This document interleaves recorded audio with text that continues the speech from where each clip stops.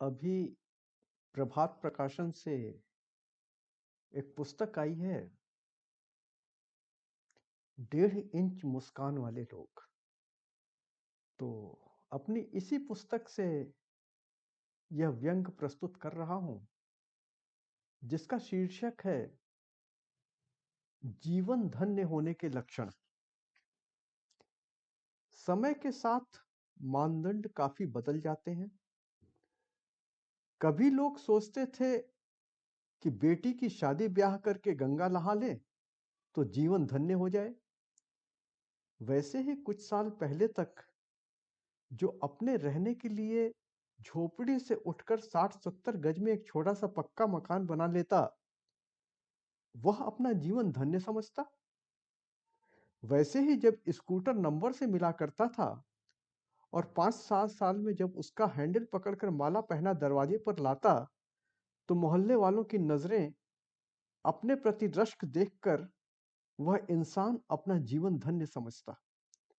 किंतु आजकल जीवन धन्य होने की रेंज और वेरिएशन काफी बदल गई है।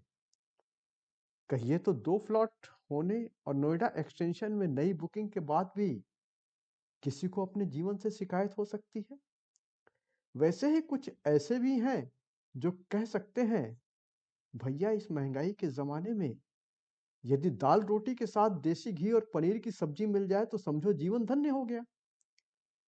कुछ क्या, आज अमूमन हर ऑफिस का हाल यह है कि जिस दिन बॉस मुस्कुराकर बोल दे और कोई बड़ा काम न बताए तो डर लगता है कि पता नहीं उसकी तबीयत ठीक है या नहीं।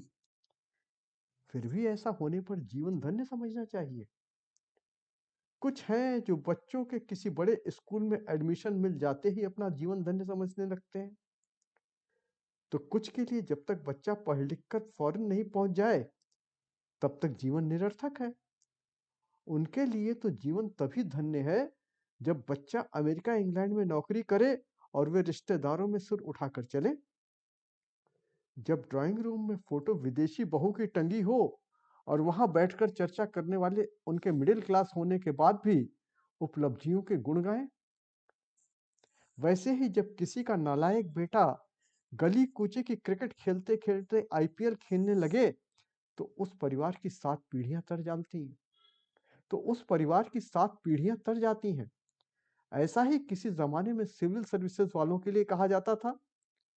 कभी जब किसी का बेटा डॉक्टर या इंजीनियर बन जाता तो बधाई देने वालों का ऐसा तांता लगता कि सब कहते, वाह भाई, किस्मत हो तो ऐसी।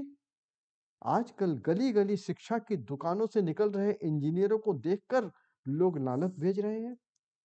वह बेचारा अपना जीवन ही नहीं बना पाता, घर वालों का जीवन क्या धन्य करेगा।